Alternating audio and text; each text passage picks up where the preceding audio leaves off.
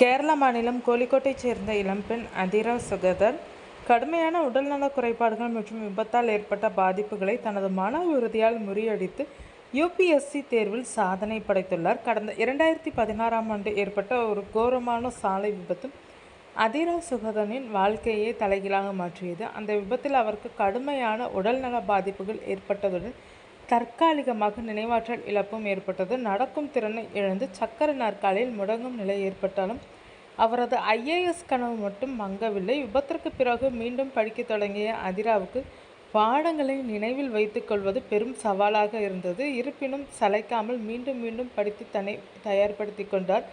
தற்போது வெளியாகியுள்ள யுபிஎஸ்சி தேர்வு முடிவுகளில் தேசிய அளவில் 483வது இடத்தை பிடித்து அசத்தியுள்ளார்.